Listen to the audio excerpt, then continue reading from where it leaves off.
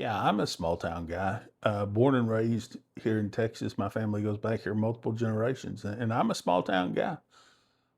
Big guy from a small town, but I've also been out into the world too. And I lived out in the world and I came back and I can see the differences.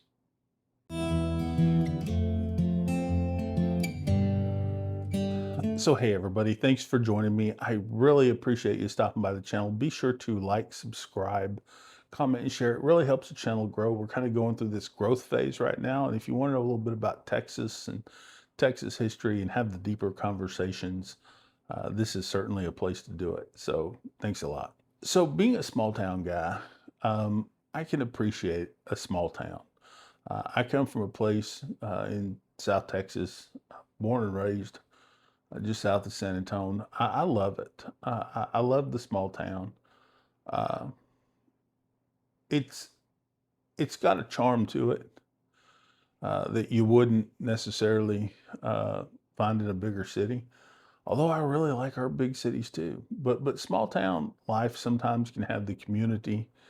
It has its own set of politics. It has its own set of problems. Uh, but overall, small town living, especially in a place like Texas, has some advantages. I mean, sometimes you know your neighbors, sometimes you don't. Sometimes they pretend like they want to get to know you. Sometimes they don't even care to get to know you. Uh, growth. Growth is a real question here in a place like Texas. On one hand, we want growth. On the other hand, we don't want newcomers, right? Um, and as somebody who was born and raised in a small town, left for 20 years, I guess, uh, lived as an adult, uh, in the bigger cities, uh, and then came back to the small towns. I can kind of see how things have changed. Not always for the better. I mean, sometimes small towns get in this little rut where two or three people, little groups of families, whatever, are doing all the growth and they kind of control the direction of the community. And that's not always a good thing. It seems like smaller towns are having more of this flock camera discussion. They're popping up everywhere, and nobody's really here to keep them in check. It seems like the bigger municipalities are fighting back. The smaller communities are still kind of on the fence with it. It's really interesting because that's where you begin to see the real, what I call the grassroots fear of things taking over. It's not necessarily a good thing, but it's not necessarily a bad thing. But people sometimes in small towns live in fear, and that's sad. I've talked about this before. I think it's the fear of the unknown. People are afraid of the unknown, the unfamiliar. People come in talking with a different accent. People come in with a different mindset, frame of mind. It disrupts your world. And sometimes the small town doesn't necessarily like that disruptive mindset because it challenges the way things are. Um, there's an old saying in small towns that we just need a few more funerals. Well, I don't know so much about that. Uh, you know, I just don't, because I think some of the older folks have a lot of great things that they can offer and a lot of great wisdom that they can offer. Believe me, when I was younger, I used to think that a lot. But now my philosophy's kind of changed to embrace the wisdom and embrace the knowledge. That helps a lot. You don't necessarily have to accept the way things are. You just kind of have to get along. You know, I've lived where have I lived in my life? I've lived in Fresno, I've lived in San Francisco, I've lived in Salt Lake City, I lived in Kansas City for a while. I mean, I've lived all over. New Orleans for a minute. I don't mind it. I really don't. In fact, I think big cities are fascinating. But what I call a big city home, I did for a lot of years. I did for a whole lot of years. And those big cities sometimes, while they feel welcoming and they feel somewhat anonymous, maybe that's one thing that the small town gives you. Um, Sometimes you can come into the small town and be a big fish in a small pond, right? There's a lot of people that's been existing that way for a lot of years. I don't know if it's a good thing or a bad thing. Uh, I feel like one of the more interesting things about a small town is you have to understand. I heard one of our kind of regional realtors talking about this the other day. The access to healthcare.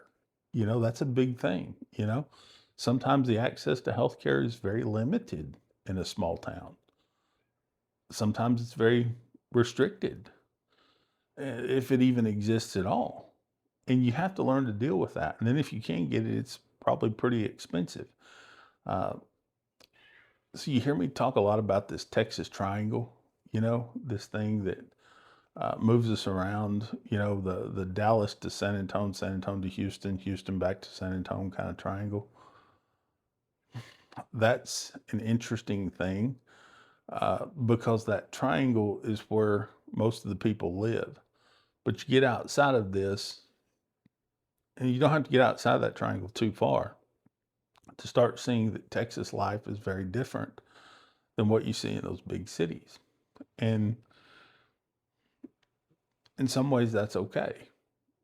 But the people in Austin need to remember that we still exist and we're still a very big voting bloc and we're still here and we still have rights and we still have needs and we still pay taxes and we still deserve representation. And sometimes that representation gets really clouded. Okay.